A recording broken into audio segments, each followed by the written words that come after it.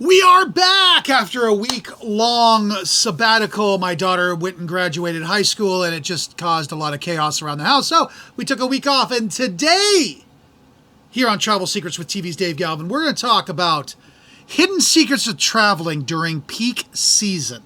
So peak travel season is when everyone seems to have the exact same idea that you have at the exact same time.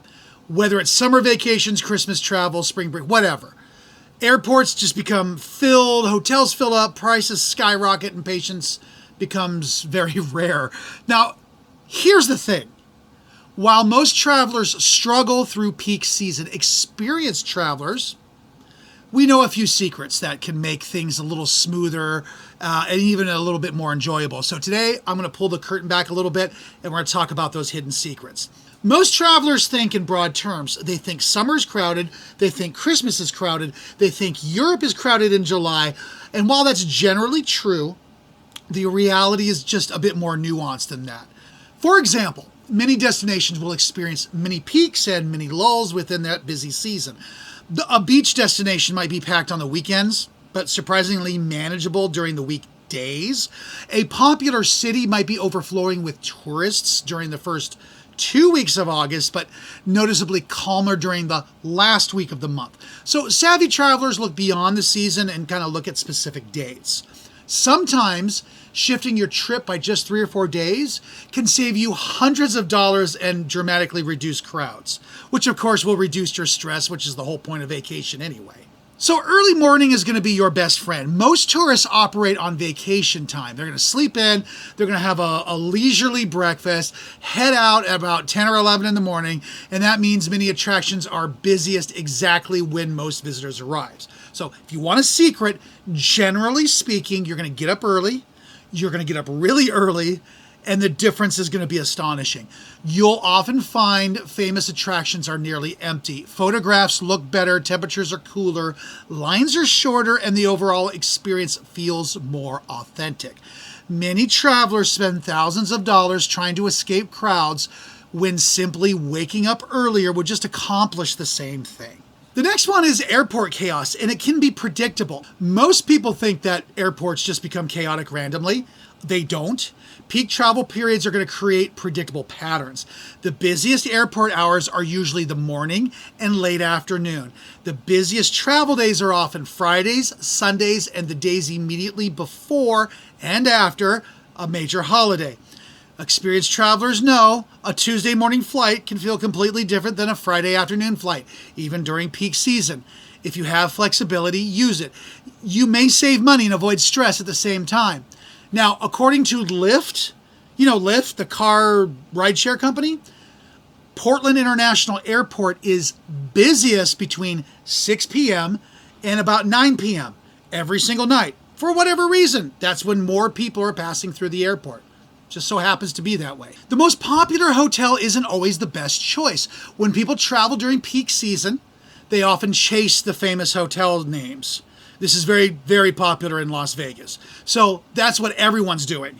The result is higher prices, longer lines to check in, crowded pools, packed restaurants. Meanwhile, smaller boutique properties nearby will often offer a better service and more relaxing experience. The hidden secret is the location does matter more than brand recognition.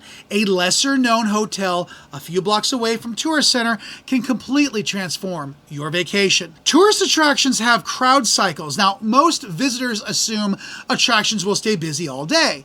That's not true. Many attractions have predictable crowd waves. Tour groups arrive at certain times. Cruise passengers flood attractions during specific hours. Day trippers typically arrive after breakfast and leave before dinner. If you understand these patterns, you can often enjoy the same attraction with far fewer people around. Researching crowd trends before your trip can make a huge difference. Restaurants near tourist sites are usually the worst value. This is one of my favorite travel secrets, okay? During peak season, restaurants directly besides major attractions often depend on one-time visitors. They know you're not going to return. That doesn't always encourage excellence. Walk a few blocks away, deeper into the city. Prices are usually going to drop. Quality often improves. Atmosphere becomes more authentic. There's locals returning. Menus become more interesting. And sometimes the best meal of your vacation is hiding 5 minutes away from the busiest tourist area. Peak season creates upgrade opportunities. Now that sounds backwards, but just kind of hear me out on this. While economy seats often sell out during busy travel periods, premium cabins sometimes become upgrade opportunities. Hotels occasionally offer discounted upgrades when trying to maximize their revenue. Cruise lines will promote cabin upgrades a week before the departure. I get emails all the time for every cruise I'm on because there's a balcony room or a suite and they're going to let you bid on it. Airlines will offer bids as well. Travelers who monitor these opportunities carefully can occasionally enjoy luxury experiences for surprisingly reasonable prices. Weather isn't always what you expect. Many travelers automatically assume peak season equals perfect weather, and that's not necessarily true. Peak season is generally determined by school schedules, traditions, vacation habits, but not weather. Some destinations are actually more comfortable during the winter seasons. Others experience intense heat precisely when the visitors' numbers are the highest. Research actual climate conditions rather than relying on your assumptions. A quick Google search will fix a lot of these questions. You may discover that the most popular time to visit isn't necessarily the best time to visit. All right, here's one that people don't consider. Popular doesn't mean best. Travel marketing is powerful. Social media is powerful. As a result, thousands of travelers often concentrate on the same location. Okay? Everybody wants to get that same photo. Everyone visits the same landmarks. Everyone follows the same itinerary. But some of the most memorable travel experiences happen outside the obvious destinations. Instead of following the crowd, look for nearby alternatives.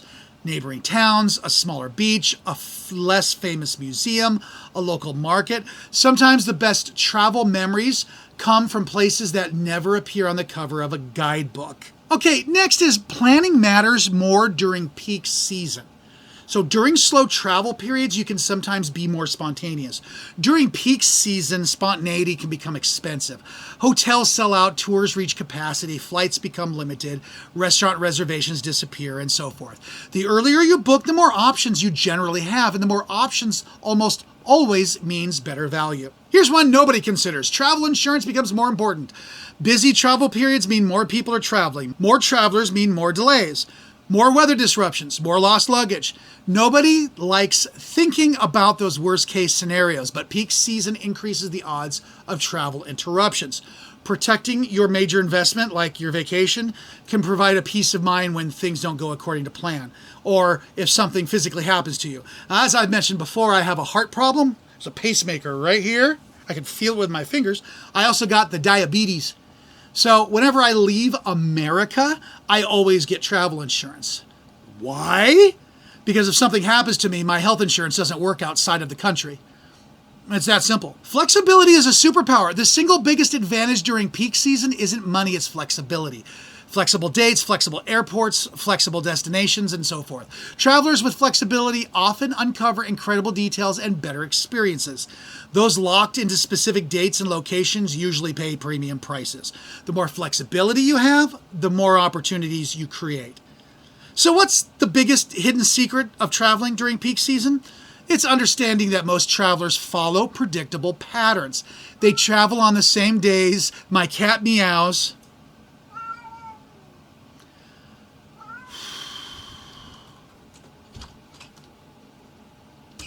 What is the biggest hidden secret of traveling during peak season? It's understanding that most travelers follow predictable patterns.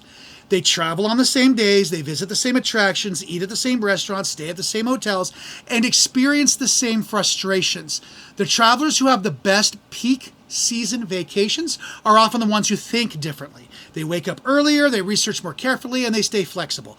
Look beyond the obvious and understand that sometimes a small adjustment can make a massive difference. Peak season doesn't have to mean crowded, stressful, and expensive. When you know the hidden secrets, it can still be an amazing time to explore the world. Well, thank you for joining me today on Travel Secrets with TV's Dave Galvin. Look, if you enjoyed this episode, be sure to subscribe and share. And come back next time as we uncover more hidden truths and travel secrets from around the globe. All right, we'll see you Thursday.